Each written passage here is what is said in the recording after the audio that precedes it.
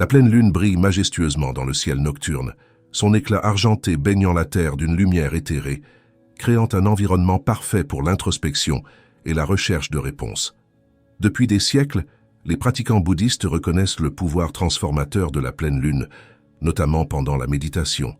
Cette étoile céleste n'est pas seulement un phénomène naturel, mais un puissant symbole d'illumination, de sagesse et de clarté mentale. Lorsque je médite à la lumière de la pleine lune, je ressens une connexion profonde avec l'univers, le sentiment d'être en phase avec les rythmes cosmiques qui régissent notre existence. La lune, dans son cycle constant de croissance, de plénitude et de déclin, reflète les cycles de la vie elle-même. Naissance, croissance, déclin et renaissance. Tout comme la lune passe par des phases, nous passons également par des étapes dans notre voyage spirituel, et la pleine lune symbolise le point culminant de ce cycle, le moment de plus grande clarté et compréhension. Le bouddhisme enseigne que chacun de nous porte en lui la capacité d'atteindre l'illumination, tout comme la pleine lune porte le potentiel d'éclairer la nuit la plus sombre. Cependant, tout comme les nuages peuvent obscurcir la lune, nos pensées, nos désirs et nos attachements peuvent obscurcir notre vraie nature. La méditation sous la pleine lune est une pratique puissante qui nous aide à dissiper ces nuages mentaux, permettant à notre sagesse intérieure de briller dans toute sa splendeur. Lors d'une pleine lune, l'énergie subtile de l'univers est à son apogée. Les anciens maîtres bouddhistes l'ont compris et ont enseigné que c'était le moment idéal pour une pratique spirituelle intense. Ils ont observé que, tout comme la pleine lune exerce une influence gravitationnelle plus forte sur la Terre, provoquant des marées plus hautes, elle a également un effet puissant sur notre énergie interne, notre conscience. Cette influence amplifie les bienfaits de la méditation, permettant de calmer plus facilement l'esprit et d'atteindre des états de conscience plus profonds.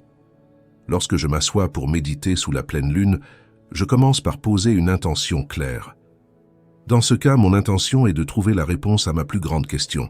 Dans le bouddhisme, on croit que toutes les réponses que nous cherchons sont déjà en nous, mais sont obscurcies par les troubles de l'esprit et le conditionnement de l'ego. La méditation ne consiste pas à rechercher des réponses extérieures, mais à créer l'espace intérieur nécessaire à l'émergence de la sagesse innée. Je choisis un endroit calme à l'extérieur où le clair de lune peut me baigner directement. Il peut s'agir d'un jardin, d'un parc, d'une plage ou même du toit d'un immeuble.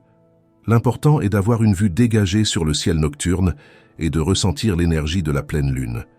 Je prépare un espace confortable pour m'asseoir en utilisant un coussin ou une chaise de méditation, en m'assurant que ma colonne vertébrale est droite mais pas tendue.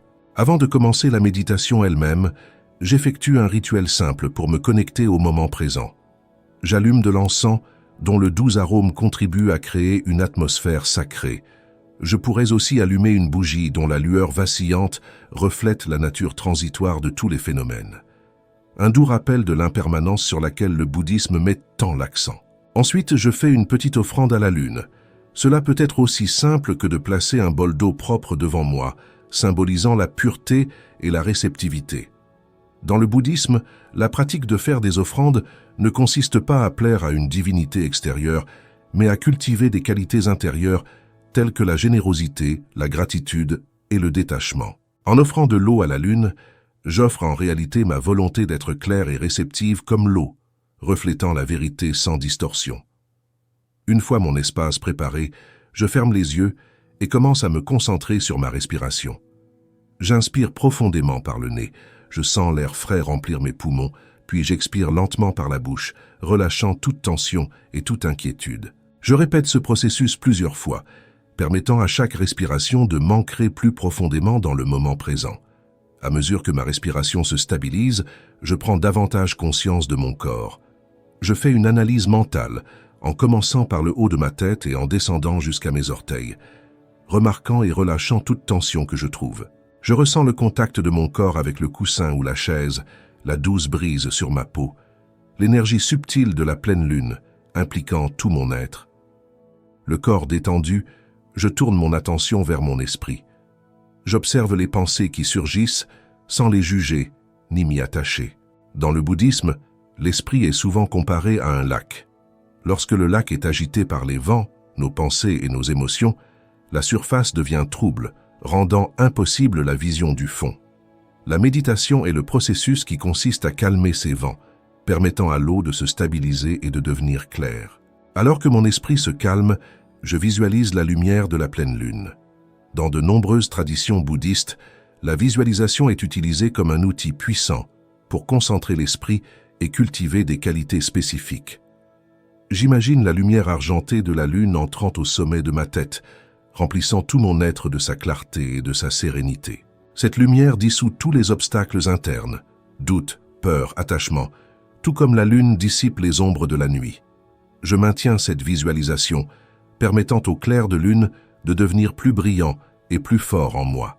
Petit à petit, la distinction entre intérieur et extérieur commence à se dissoudre.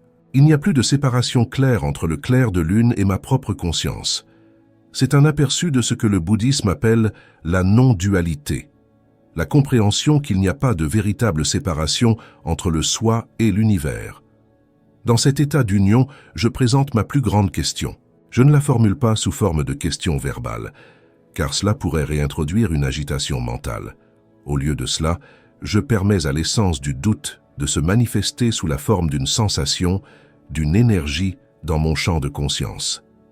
Dans le bouddhisme, on croit que même les concepts les plus complexes ont une sensation sous-jacente, une qualité énergétique qui transcende les mots.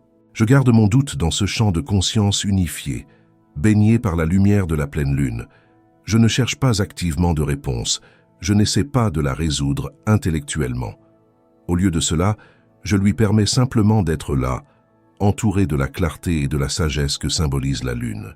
C'est comme placer une graine dans un sol fertile et lui permettre de germer naturellement, sans forcer sa croissance. En maintenant cet état, je peux ressentir des mouvements subtils dans ma conscience. Parfois, ce sont des idées qui surviennent comme des éclairs de compréhension. D'autres fois, il s'agit d'un changement dans la qualité du doute lui-même, comme s'il était vu sous un angle différent. Le bouddhisme enseigne que nombre de nos questions restent sans réponse parce qu'elles sont posées à un mauvais niveau de conscience. La méditation nous permet d'accéder à des niveaux plus profonds où les questions se transforment, voire se dissolvent. Parfois, je peux faire l'expérience de ce que les bouddhistes appellent l'espace mental. C'est un état dans lequel l'esprit devient incroyablement vaste et ouvert, sans se fixer sur une pensée ou une perception particulière. Dans cet espace, mon doute ne semble plus aussi solide ou oppressant. Cela devient juste un autre phénomène passager dans l'immensité de la conscience, tout comme un nuage qui traverse le ciel, sans laisser de traces. Pendant la méditation, je peux aussi rencontrer une résistance interne. Des pensées telles que « est-ce que ça marche ?» ou « est-ce que je le fais bien ?» peut survenir. Le bouddhisme les reconnaît comme des manifestations de l'ego, la partie de nous qui recherche le contrôle et la certitude. Au lieu de combattre ces pensées, je les observe doucement. Sa nature très éphémère, apparition et disparition, m'enseigne l'impermanence, l'un des concepts centraux du bouddhisme. Parfois, des émotions fortes peuvent surgir, frustration, peur, voire un soudain élan de joie. Le bouddhisme considère les émotions non pas comme des obstacles, mais comme des portails vers une compréhension plus profonde. Chaque émotion est une énergie qui, observée attentivement, peut révéler des vérités sur notre nature. La colère peut nous montrer à quoi nous sommes attachés. La peur peut indiquer où nous recherchons la sécurité dans des choses instables. La joie peut être un aperçu de notre vraie nature au-delà de la souffrance. À mesure que la méditation s'approfondit, je peux entrer dans des états d'absorption, connus dans le bouddhisme sous le nom de jhanas. Ce sont des niveaux de concentration où l'esprit s'immerge complètement dans son objet, qu'il s'agisse de la respiration, du clair de lune ou de la conscience elle-même. Dans les jhanas, le sentiment de soi disparaît et avec lui, tous les doutes et questions personnelles. Ce qui reste est une clarté immaculée, une compréhension directe qui transcende la pensée conceptuelle. C'est dans ces états profonds que peuvent émerger les réponses les plus profondes. Cependant, elles se présentent rarement sous la forme de déclarations verbales claires. Au lieu de cela, ils peuvent se manifester par un changement fondamental dans ma relation avec le doute. Par exemple, si ma plus grande question est « Pourquoi est-ce que je souffre ?» La réponse n'est peut-être pas une explication philosophique, mais un aperçu direct de la façon dont je crée de la souffrance par l'attachement, conduisant à une libération spontanée de cet attachement. Le bouddhisme enseigne que nombre de nos doutes proviennent d'une mauvaise compréhension de qui nous sommes. Nous avons tendance à nous considérer comme des entités fixes et séparées, cherchant le bonheur et le sens en dehors de nous-mêmes. Cette vision dualiste, soi contre le monde, est à l'origine de beaucoup de souffrances et de confusion. La méditation sous la pleine lune peut fournir un aperçu puissant de notre vraie nature, vide d'essence fixe, interdépendante de l'univers entier. Un tel aperçu peut se produire en observant le reflet de la lune dans l'eau. Je vois que même si la lune se reflète parfaitement, elle ne devient pas l'eau, et l'eau ne devient pas non plus la lune. De même, ma conscience reflète l'univers sans devenir l'univers, et l'univers se reflète dans ma conscience sans devenir ma conscience. C'est le vide, shunyata, dont parle le bouddhisme. Non pas un vide nihiliste, mais une plénitude infinie de possibilités, libre de définitions fixes. Une autre idée pourrait venir de l'observation des cratères et des imperfections à la surface de la Lune. Tout comme la Lune n'est pas diminuée par ses imperfections apparentes, ma vraie nature n'est pas ternie par mes défauts et mes luttes. Dans le bouddhisme, en particulier dans les traditions Mahayana et Vajrayana, il est enseigné que nous possédons tous une nature de Bouddha, une pureté et une sagesse innée qui restent intactes, même si elles sont obscurcies par des afflictions temporaires. Au fur et à mesure que la nuit avance, je peux remarquer des changements subtils dans la qualité de la lumière de la Lune. Tout comme la lumière du Soleil est réfractée par l'atmosphère terrestre, donnant à la pleine Lune différentes teintes, mes doutes peuvent être réfractés à travers plusieurs couches de mon psychisme, révélant des nuances et des dimensions que je n'avais pas envisagées auparavant. Cette observation m'apprend à ne pas me précipiter à la recherche de réponses, mais à rester ouverte, en laissant la vérité se révéler à son rythme. Dans des moments de profonde tranquillité, je peux expérimenter ce que le bouddhisme appelle la cessation, Nirodha. C'est un état dans lequel toute activité mentale cesse temporairement. Il n'y a pas de penseur, il n'y a pas de pensée, il n'y a pas d'objet de pensée, seulement une conscience pure et silencieuse. Paradoxalement, c'est dans cette absence apparente que peuvent survenir les plus grandes révélations. Dans la cessation, le doute n'est pas résolu, mais dissous dans la compréhension que le « je » qui a eu le doute est en fin de compte une construction mentale. Pendant la méditation, je maintiens également une conscience du passage du temps. J'observe la position de la Lune changer lentement dans le ciel, rappelant la nature éphémère de tous les phénomènes. Dans le bouddhisme, l'impermanence n'est pas considérée comme une source d'angoisse, mais comme la base même de la transformation et de la croissance. Tout comme la Lune passe par des phases, mes doutes et mes compréhensions évoluent également, chaque étape préparant le terrain pour la suivante. Le gazouillis des oiseaux nocturnes ou le bourdonnement lointain des insectes peuvent parfois attirer mon attention. Dans la pratique bouddhiste, les sons inattendus pendant la méditation ne sont pas considérés comme des distractions, mais comme des opportunités d'élargir la conscience. Au lieu d'être irrité ou attiré par les sons, je les remarque simplement comme faisant partie du champ total de l'expérience. Cette pratique de non-exclusion permet de développer un esprit capable de contenir contradictions et incertitudes sans être dérangé. Parfois, pendant la méditation, je peux me sentir submergé par l'immensité du ciel nocturne et l'immensité des questions auxquelles je suis confronté. Le bouddhisme reconnaît que, à mesure que nous nous approchons de grandes vérités, il est courant de traverser des phases de désorientation, voire de peur existentielle. Ce sont des signes que nos structures mentales habituelles sont remises en question, un processus que les bouddhistes zen appellent la grande mort, la dissolution de l'ego qui précède l'éveil. Dans ces phases difficiles, je reviens à ma respiration et à la sensation du clair de lune sur ma peau.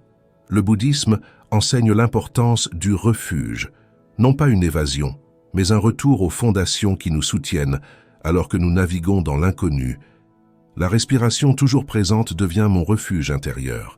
La lune constante dans son changement devient mon refuge extérieur, un symbole que je peux subir de profondes transformations tout en restant fondamentalement entier.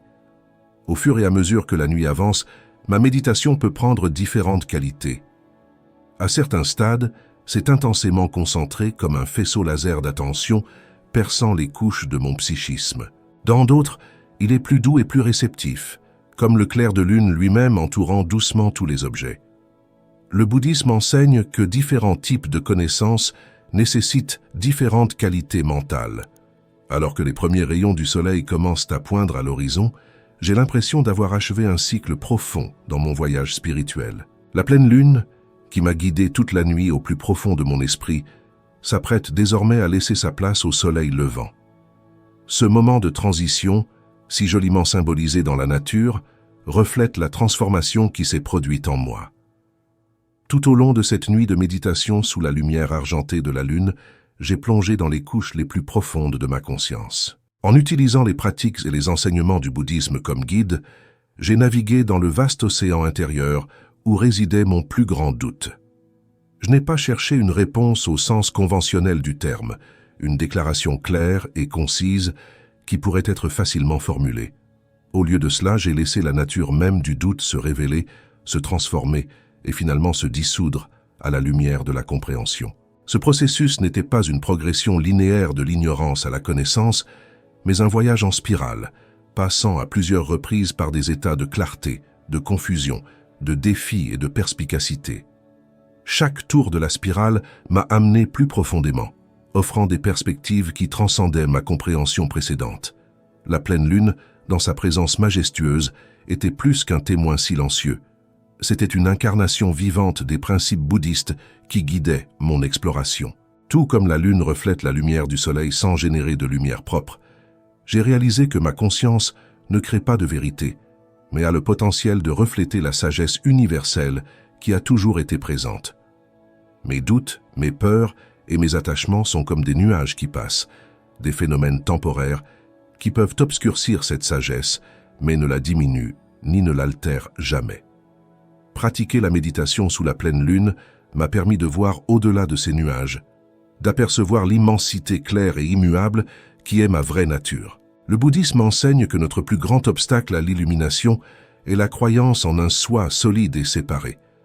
Durant cette nuit, j'ai eu des moments où cette illusion s'est complètement dissoute. Il n'y avait pas de « je » cherchant des réponses, pas de doute à résoudre, juste une pure conscience aussi vaste que le ciel nocturne, englobant tous les phénomènes sans s'accrocher à aucun. Dans cet état de non-dualité, l'idée même de chercher des réponses en dehors de moi-même semblait être une erreur fondamentale. Cependant, le bouddhisme met également l'accent sur la compassion et l'application pratique de la sagesse. Alors que la lune se couche et que le soleil se lève, symbolisant le retour aux activités quotidiennes, je comprends que les connaissances acquises ne sont pas une fin en soi. La clarté et la paix dont j'ai fait l'expérience ne doivent pas être chéries comme un trésor personnel, mais doivent être vécues et partagées. Ma plus grande question, quel que soit son contenu spécifique, n'a pas simplement reçu de réponse, mais a été transcendée d'une manière qui transforme ma relation avec tous les aspects de la vie. Tout comme la pleine lune éclaire le chemin de tous les voyageurs nocturnes sans discrimination, la compréhension que j'ai acquise ne s'adresse pas qu'à moi. C'est un rappel que chaque être sensible porte en lui la même capacité à s'éveiller, à voir au-delà de ses doutes et de sa souffrance. Mon voyage sous la pleine lune, guidé par les enseignements du bouddhisme, ne se termine pas par une réponse définitive, mais par un engagement renouvelé. Vivre avec compassion, sagesse et ouverture d'esprit, en aidant les autres à découvrir leurs propres vérités intérieures. Alors que je me lève, faisant une dernière révérence devant la lune qui pâlit maintenant dans le ciel du matin, je ressens une profonde gratitude. Gratitude envers la lune, qui symbolise la lumière intérieure qui ne s'éteint jamais. Gratitude envers le bouddhisme, dont les enseignements éclairent le chemin à travers les mystères de l'esprit. Et gratitude envers mes propres doutes, qui, au lieu d'être un obstacle, sont devenus un portail vers une compréhension plus profonde. À chaque pas que je fais, j'emporte avec moi non seulement des réponses, mais une transformation complète dans la façon dont j'aborde les questions de la vie.